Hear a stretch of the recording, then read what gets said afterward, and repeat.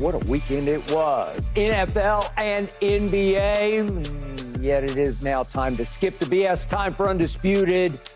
Almost time for Paul Pierce. He'll join us in just a few minutes to get into that wild finish to Saturday night's Lakers game and into Kyrie's all-time, I guess it was a hook shot. I haven't figured that out, but his lefty hook game winner over Joker. But up first is Keyshawn Johnson to debate the weekend's NFL bombshell, starting with, Justin Fields has traded to the Steelers for no more than a conditional 6th-round pick.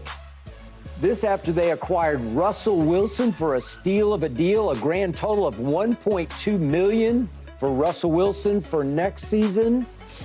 Wait a second, Justin Fields is only $3.2 million. What is this? Good morning, Keyshawn. Good morning, Skip. I didn't see this one coming. So how surprised were you that Justin Fields got traded to the Steelers? It's weird because I'm not surprised, but I'm surprised. Yeah. Because I started feeling like, as I was looking at things, I'm saying to myself, okay, they clearly must be building this team to retain Justin Fields, and they're playing a little poker game with the other teams that are looking to move up to the number one spot. When you go and you trade for Keenan Allen, you DeAndre Swift on the offensive side, then you also have DJ Moore. So you got the draft coming up. You sign defensive players like Jalen Johnson. I'm sitting there saying, okay, they want to compete. They want to be competitive. They're finally getting what you have to do with number one draft picks at the quarterback position, is put players around them for them to be successful. Because if you look at last year, Justin Fields got better the second half when he came back off the injury. He missed a couple games, but he got better. I give you that. So I'm sitting there and I'm saying, okay, they're evaluating this because it doesn't make sense to me that Ryan Pace in 2021 gave away the number 20 overall pick, a 5th rounder at 164. In addition to that, 2022 first rounder and the 4th rounder to move up. I did. 3 seasons later, with multiple head coaches and multiple offensive coordinators, it's 0 players around him that made any sense to help a young quarterback survive. Except for DJ Moore last year, Except for DJ Moore a year ago. Yes. Okay. That they would move on from him. They would move on. And then they finally did, and it's good for him, but it's bad for Chicago, in my opinion. Because you did all this to do what? You're going to draft a young quarterback. I don't know which one they're going to draft. I don't know if it's Jaden Daniels. I don't know if it's Caleb. I have no idea. I'm not sure they know at this moment, but go ahead. Okay. So, Skip, if you're doing all this to draft a guy, what if you go 7-10 and 8-9? Does the coach keep his job?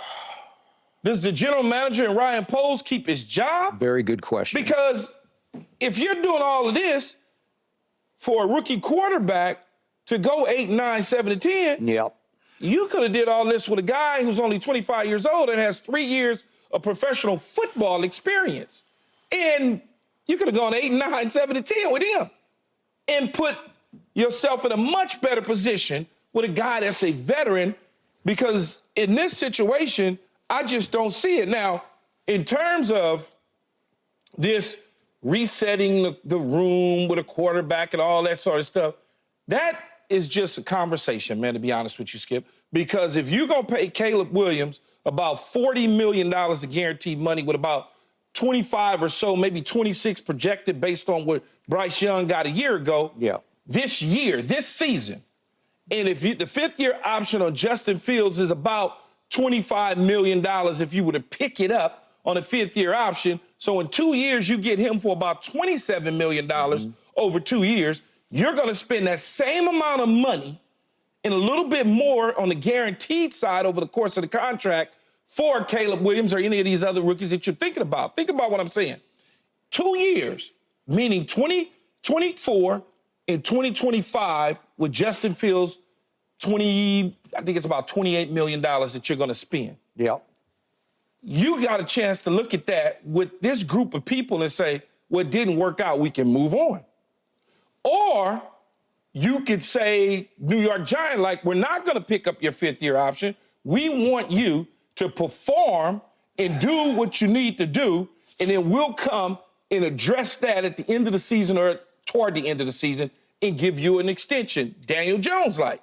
They decided to say, no, we're going to start the deck all over again, Skip, and start with a rookie quarterback as a head coach and a general manager that's on the hot seat in Chicago. Because people that I know in Chicago are not very happy with the Justin Fields trade. A lot of people in Pittsburgh I know extremely happy with the Justin Fields trade. I mean, they got him for a bag of nickels and a pack of chewing gum. They did. And he's not going to compete with Russell Wilson, so to speak, but he's going to sit there and learn from Russell Wilson. Opportunity now for him not to pick up his fifth-year option by May 2nd, but sit here and say this to him. Russell played well. We want you to learn from him.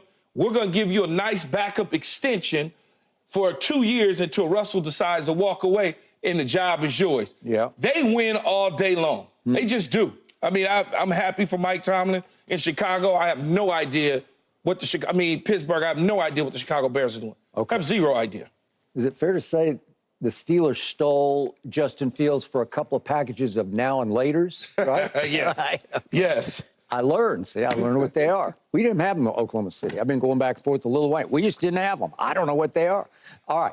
I'll get some and bring them in to you just so you can see them. I'm not sure I'll try, but no, you can see them. I can see what it looks like. He sent me a bunch of pictures. Oh, did he? Okay. Except he said in New Orleans, it got sort of contracted into 9 laters. They called them 9 laters. I don't know. Whatever. Who knows? All right. We have gone back and forth about Justin Fields. And you like him, and I try to like him. I've told you repeatedly, I was lukewarm on him going into the draft. Not bad, not great. That's the best thing I can say about him.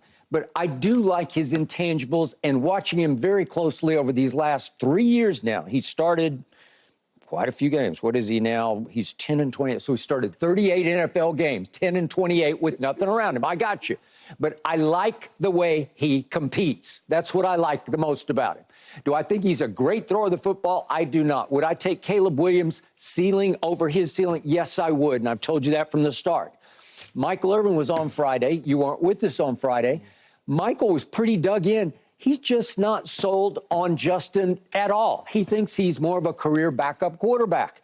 Well, I got to tell you, the league just spoke with Michael Irvin on this. The league just screamed back at you, no. Like, the league is out on Justin Fields. If the best you can get back for him is a conditional 6th-round pick, and again, if he doesn't play next year, because they have obviously scheduled Russ to play, and if Russ stays upright all year, that conditional 6 will remain a 6. So you got Justin Fields, and you just detailed what the Bears gave to trade up for him to become the 11th pick in the draft.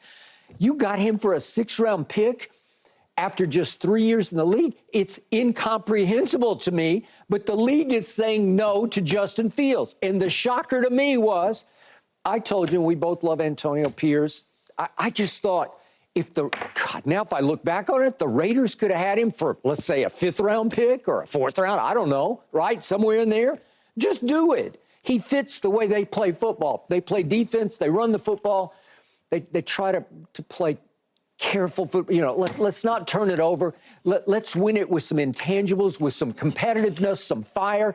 I liked his fit in Las Vegas much more than I liked it in Chicago even. So I thought, that makes sense to me. And if you could just try it for a 5th-round pick, why would I want to go and repeat it all over again if I'm Justin Fields and go to the Raiders with Luke Getsky as my offensive coordinator? Was my offensive coordinator in Chicago. Well, I mean, I don't want to do that. Could that not be a good thing for... No, I don't want to do that because I failed essentially with him. He got fired.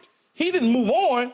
They fired him just like they moved on from Justin Fields. Now, remember this, Skip. I don't know what Luke Getsky likes, Skip, but go ahead. Remember, Skip, Justin Fields gave the Chicago Bears teams that he wanted to go to. And I don't know that the Raiders was on that list. No, he did. Yeah, he talked to Ryan Poles and said, hey, I don't know. These are the few teams that I want to play for. Okay. And you look at the 6th-round pick and you say, okay, how could that happen? The league has given up on him. No, the league hasn't. Yeah. That's why he's in Pittsburgh. If the league